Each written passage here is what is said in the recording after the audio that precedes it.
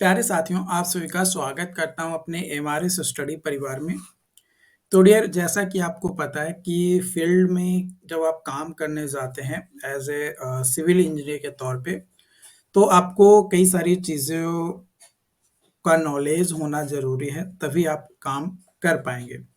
जिसमें एक सबसे ज़्यादा इम्पोर्टेंट आता है, वो आता है बार बेंडिंग शेड्यूल, जिसको शॉर्ट में बीबीएस कहते हैं। इसका फुल फॉर्म क्या होता है? बार बेंडिंग शेड्यूल। क्योंकि कोई भी कंस्ट्रक्शन काम अगर बन रहा है, जहाँ पे बिल्डिंग आपका जनरली बन रहा है या कोई फाउंडेशन वर्क हो रहा है, तो वहाँ पे बीबीएस का नॉलेज होना ज़रूरी है। चाहे वो ब्रिज हो, है ना, मेट्रो स्टेशंस हो का कॉलम हो या कोई अनदर फाउंडेशंस हो, है ना, उसमें तो बीबीएस का नॉलेज होना ज़रूरी है। बीबीएस को बोला जाता है बार बेंडिंग शेड्यूल। बार बेंडिंग शेड्यूल होता क्या है? तो बार बेंडिंग शेड्यूल जो है एक तरीके का प्रोसेस होता है, जिसमें जो हमारा रेनफोर्समेंट आता है, जिसको सरिया कहते हैं, स्टील कहते हैं, उसका कटिंग क्या होगा, बेंडिंग क्या होगा, मतलब कितना हम कटिंग करेंगे, कितना उसको वेंड करेंगे into required shape and making it's list which describe, मतलब हमें किस शेप में बनाना है, कहाँ पे के लिए बनाना है, जैसे location and marking of bar, types of bar, size of bar, cutting length of bar, number of bar, bending details of bar, total quantity कितना लगेगा। तो ये सारे जो रिक्वायरमेंट्स हैं, जो लिस्ट है, ये रेनफोर्समेंट का ड्राइंग के हिसाब से जो स्ट्रक्चर्स हमारा बना हुआ है या जो स्ट्रक्चर्स हमें बनाना है, वो हम लोग जो है करते हैं। तो ये जो प्रोसेस है ना, उस जो भी लिस्टिंग किए, location, type, size, cutting, number, bending details है, टोटल क्वांटिटी, तो ये जो लिस्टिंग प्रोसेस है, इस लिस्टिंग प्रोसेस को कहा जाता है शेड्यूलिंग। और पूरा जो प्रोसेस आता है, पूरा हमारा बार कटिंग से लेकर बेंडिंग एंड लिस्टिंग तक पूरा कहलाता है बार बेंडिंग शेड्यूल। ठीक है, तो इसको एक बार लिख लेते हैं, क्योंकि कई बार अगर आप कॉम्पिटिटिव एग्जामिनेशन देने जाते हो तो कई बार इससे रिलेटेड पूछ दिया जाता है, या कई बार आप सेमेस्टर एग्जाम का तैयारी करते हो तो उसमें भी कई बार पूछ दिया जाता है। तो एक बार इसका डेफिनेशन लिख लेते हैं। ठीक है, तो यहाँ पे लिख लीजिए, बार bending is the process, bar bending is the process of cutting and bending of reinforcement bar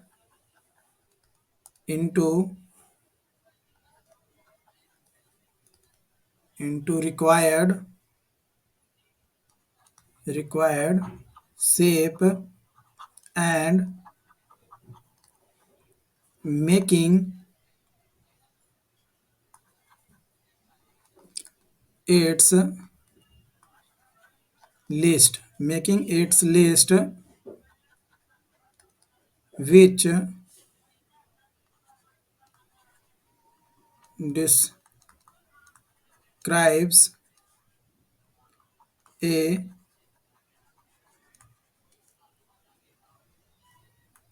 location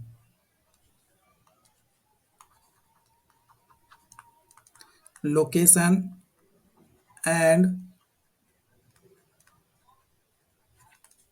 marking of bar, location and marking of bar, B, types of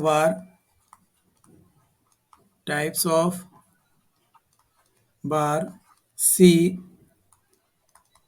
size of bar, D, cutting length, cutting length of bar, E, number of bar, number of bar, F, bending, bending detail of bar, bending details of bar, G, total quantity, total quantity of each bar in a reinforcement, reinforcement drawing, reinforcement drawing of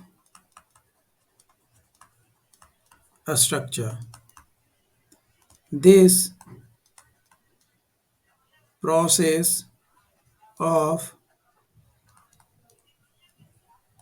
this process of listing is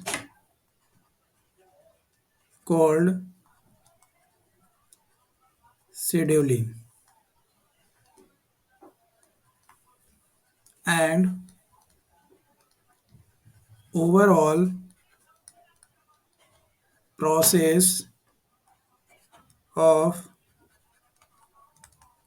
cutting, bending and listing of bar details is called BBS, यानी बार bending schedule. ये जो overall हमारा process है cutting, bending और listing का। Okay, अब हम बात करते हैं एडवांटेज ऑफ बीवीएस। एडवांटेज, तो देखो सबसे पहला जो एडवांटेज है बीवीएस का कि जो कटिंग लेंथ है और जो बेंडिंग होता है रेनफोर्समेंट का वो प्रॉपर तरीके से किया जाता है। प्रॉपर तरीके से करने का मेन प्रॉफिट ये होता है कि जो वेस्टेज होता है स्टील का यानी रेनफोर्समेंट का कटिंग के दौरान वो कम हो जाता है या वेस्टेज को अवॉइड किया जाता है, ताकि जो प्रोजेक्ट का कॉस्ट है उसमें हम कम कर सके यानी बचत ला सके। It provides better estimations and reinforcement steel requirements, है ना, बेटर तरीके से एस्टिमेट प्रोवाइड करते हैं और रेनफोर्समेंट कितना हमें चाहिए एवरी स्ट्रक्चर्स और मेंबर के लिए वो हम बीवीएस के माध्यम से कैलकुलेट कर पाते हैं। इसके अलावा बीवीएस इम्पॉर्टेंट होता है रेनफोर्समेंट को ऑडिट करने के लिए कि कहीं पे हमारा सरिये की चोरी तो नहीं हुआ है, उसको चेक करने के लिए। इसके अलावा जो बीवीएस है इसको ईजली और आसानी से हम प्रिपेयर करते हैं बिल का और कंस्ट्रक्शन वर्क का फॉर क्लाइंट्स और कॉन्ट्रैक्टर के लिए। तो ये 5 एडवांटेज आपका है।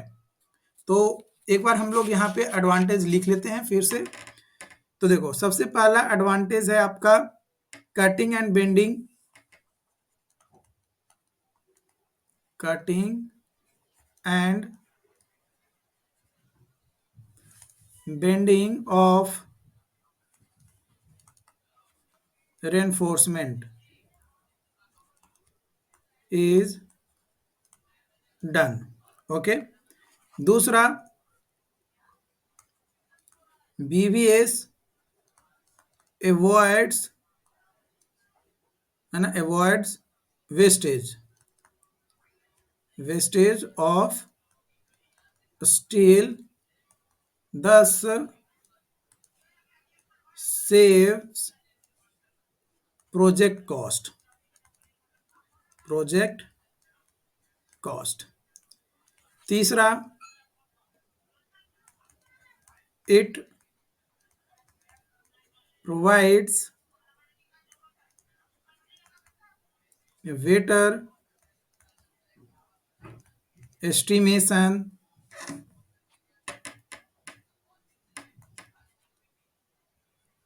of steel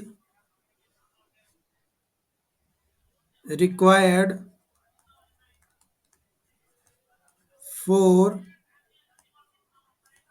each and every structure member.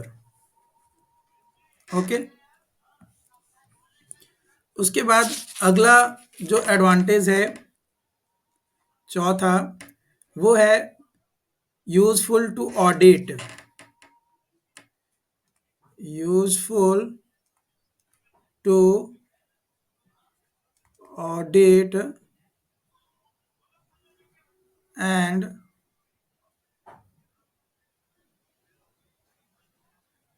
provides to check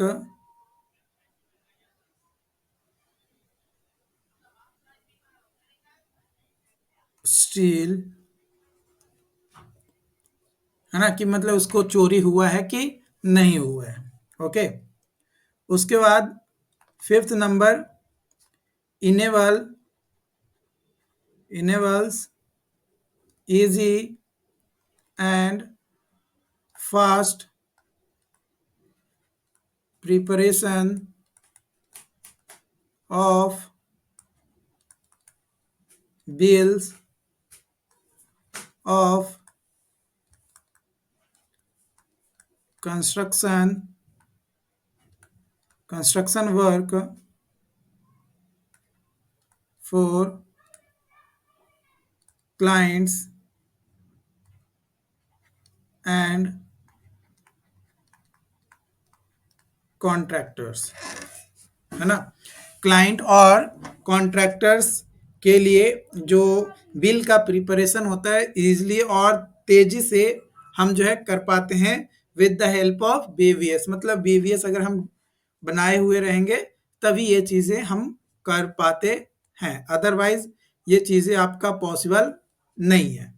okay, अब हम बात करेंगे यहाँ पे कि स्टील ही क्यों यूज किया जाता है एज ए रेनफोर्समेंट के तौर पे, है ना. रेनफोर्समेंट के तौर पे हम लोग स्टील का ही यूज क्यों करते हैं, अदर मटेरियल का यूज क्यों नहीं करते हैं. तो इसके रीजन पीछे सबसे पहला जो रीजंस है वो है कि कोफिशिएंट जो होता है थर्मल एक्सपेंशन का वो सिमिलर होता है कंक्रीट के, यानी कंक्रीट का जो coefficient of thermal expansion characteristics होता है लगभग सेम होता है. इसके अलावा गुड स्ट्रेंथ हमें प्रोवाइड करता है for economic design of RCC structure. जो आरसीसी स्ट्रक्चर हम लोग डिजाइन करते हैं उसके बिहाफ पे अगर बात किया जाए तो जो स्ट्रक्चर का डिजाइन होता है वो अच्छा होता है और अच्छा स्ट्रेंथ हमें प्रोवाइड करता है, इसलिए हमारे लिए वो एक यूजफुल होता है. ओके, उसके बाद हमें एक अच्छा ग्रिप या बॉन्डिंग प्रोवाइड करता है कंक्रीट में जब हम रेनफोर्समेंट के तौर पे इसको यूज करते हैं तब. और इसके अलावा गुड रेजिस्टेंस होता है ना, मतलब रेजिस्टेंस भी हमें अच्छा प्रोवाइड करता है against corrosion for high durability. Higher durability के दौरान कोरोजन रेजिस्टेंस मतलब रेजिस्ट करता है कोरोजन को.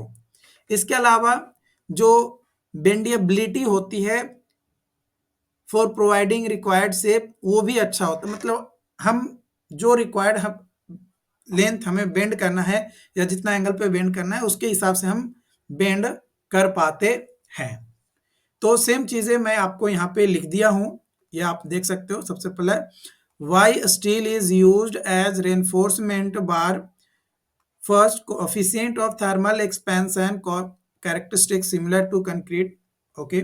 दूसरा, good strength for economic design of RCC structure. तीसरा, good grip and good bonding with the concrete. चौथा, good resistance against corrosion for high durability.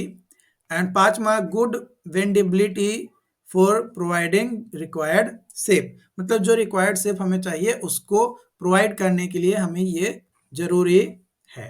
Okay,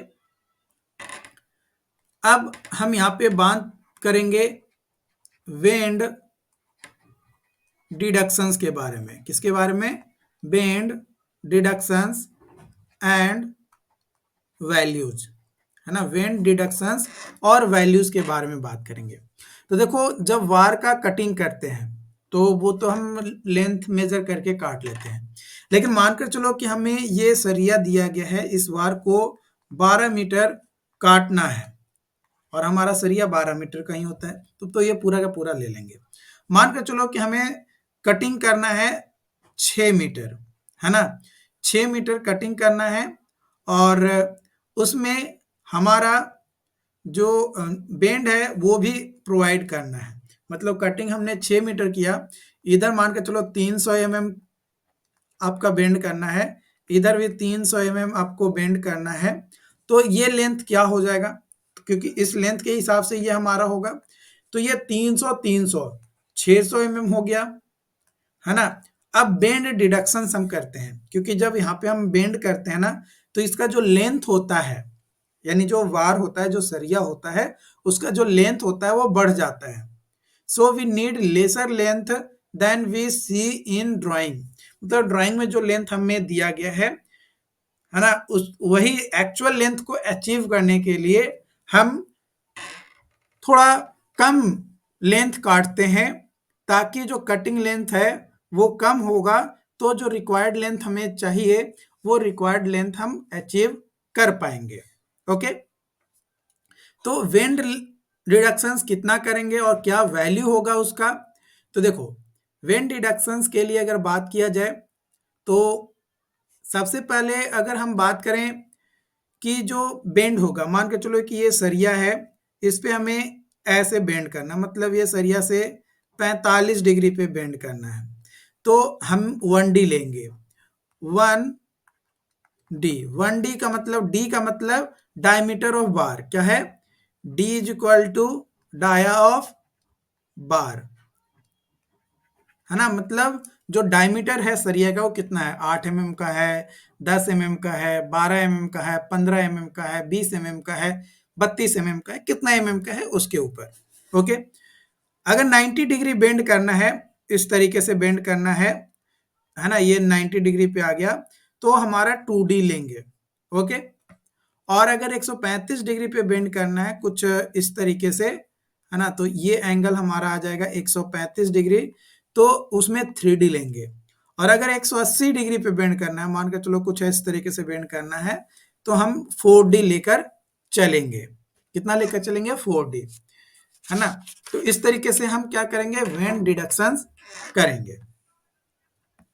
उसके बाद बात करते हैं क्लियर कवर, क्योंकि मान के चलो कोई भी स्ट्रक्चर बनाते हैं तो उसमें कंक्रीट फिल करते हैं, तो सरिया तो कंक्रीट के अंदर रहता है, सरिया तो दिखना नहीं चाहिए, क्योंकि अगर सरिया दिखेगा तो कोरोजन आ जाएगा, कोरोजन आ जाएगा तो जो स्ट्रक्चर हमने बनाया है वो हमारा कहीं ना कहीं स्ट्रेंथ उसका कम जाएगा।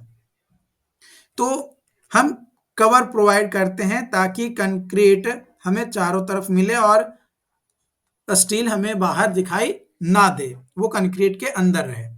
तो क्लियर कवर हम प्रोवाइड करते हैं फुटिंग में 50 mm, कई बार फुटिंग में हम 75 mm भी प्रोवाइड करते हैं।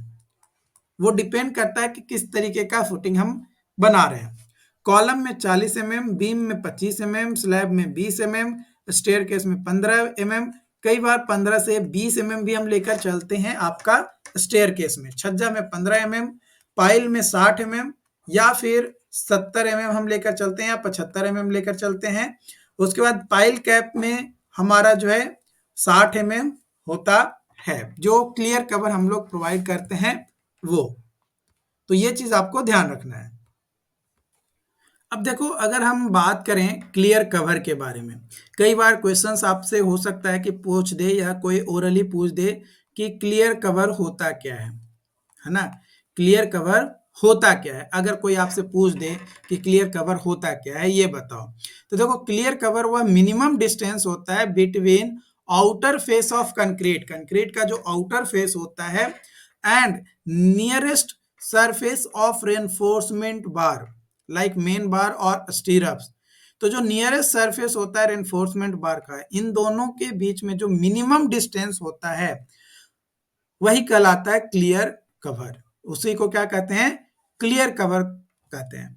भाई अब इसको अकॉर्डिंग टू अगर हम आईएस कोड देखें, जो कि एज पर आईएस कोड 456/2000 के हिसाब से, तो फुटिंग में जनरली हम 50 mm लेकर चलते हैं, बट कुछ इन्वायरमेंटल कंडीशंस या एग्रेसिव इन्वायरमेंटल कंडीशंस है, तो वहाँ पे 75 mm तक भी इंक्रीज कर सकते हैं, या फिर कुछ ज़्यादा भी इंक्रीज कर सकते हैं, जो कि जनरली हम अपना अगर बात किया जाए वाटर लॉक्ड एरिया में अगर ज़्यादा कर रहे हैं, तो वहाँ पे हम जो है 75 mm भी लेकर चल सकते हैं, कोई दिक्कत नहीं है। ओके, ये जो क्लियर कवर है, ये एक तरीके से प्रोटेक्टिव लेयर होता है फॉर रेनफोर्समेंट के लिए, या फिर इंश्योर करता है ड्यूरेबिलिटी, कोरोजन रेजिस्टेंस और फायर प्रोटेक्शन। तो कई बार आपसे इंटरव्यू में इस तरीके का भी क्वेश्चन पूछ दिया जाता है कि भाई आप हमें ये बताओ कि क्लियर कवर हम क्यों प्रोवाइड करते हैं फुटिंग में वाइल प्लेसिंग रेनफोर्समेंट, है ना? मतलब रेनफोर्समेंट वाला अगर हम फुटिंग कर रहे हैं तो उसमें क्लियर कवर क्यों प्रोवाइड करते हैं? तो सबसे पहला रीजन आपका होना चाहिए कि कोरोजन से रोकने के लिए, रेनफोर्समेंट को कोरोजन से रोकने के लिए हम क्लियर कवर प्रोवाइड करते हैं। दूसरा, क्लियर कवर हम प्रोवाइड करते हैं ताकि फायर रेजिस्टेंस स्ट्रक्चर्स हमारा बन सके।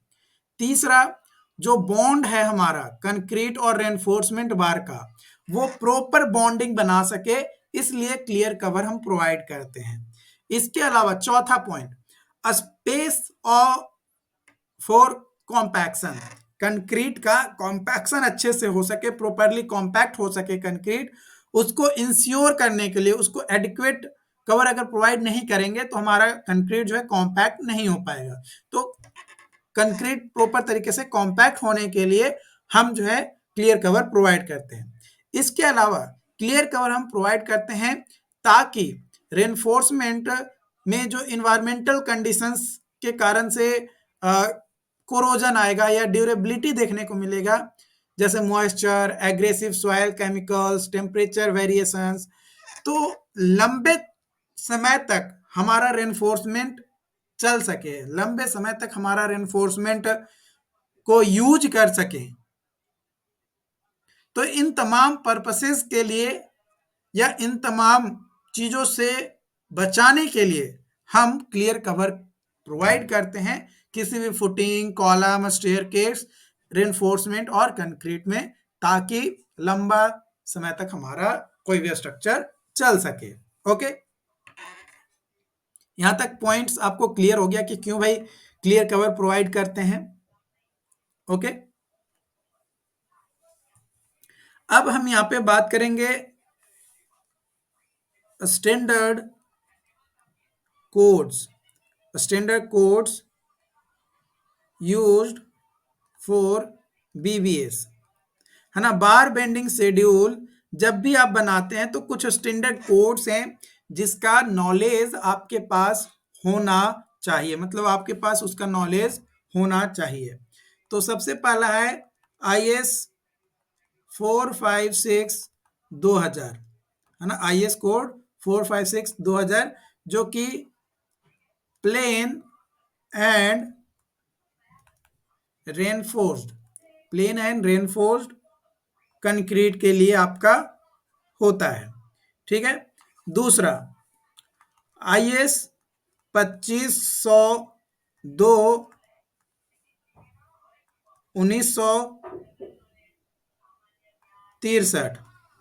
ये आपका कोड है for practice for bending and fixing, code of practice for bending and fixing. ठीक है। उसके बाद तीसरा है आपका IS 5525 1969, detailing of reinforcement in RCC work. Okay. और चौथा है आपका SP 34 1987, concrete reinforcement detailing, concrete reinforcement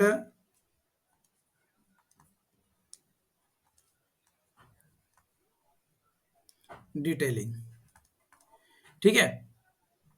तो ये जो कोड मैंने आपको यहाँ पे लिखकर बताया, ये सारे कोड्स आपके लिए क्या है, इंपॉर्टेंट है। तो देखो, बार बेंडिंग शेड्यूल को समझने से पहले, जानने से पहले, आप इन तमाम कोड्स के बारे में जो मोटा मोटी पॉइंट्स है ना, जो मोटा मोटी पॉइंट्स है, ऊपरी ऊपरी पॉइंट्स है, उन पॉइंट्स को आपको जो है क्या करना है, कवर कर लेना है। उससे क्या होगा कि आपको आइडिया लग जाएगा कि हाँ, हम BVS जो बना रहे हैं वो किस तरीके से बना रहे हैं, कितना बना रहे हैं, क्या वो सही है कि नहीं है, गलत है क्या नहीं है, सारी चीजें आपको समझ में आ जाएगा। ओके।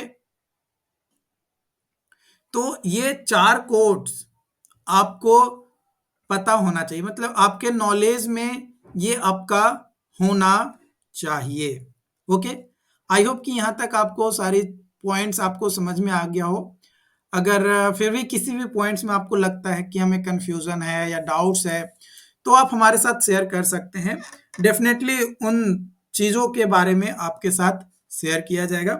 बाकी अगली वीडियोस में हम वेट सरिया का कैसे निकालते हैं, कटिंग लेंथ कैसे निकालते हैं, है ना, क्रैंक वार का लैपिंग कितना देते हैं, तमाम पॉइंट्स के बारे में वन बाय वन हम डिस्कस करेंगे। Okay, thank you.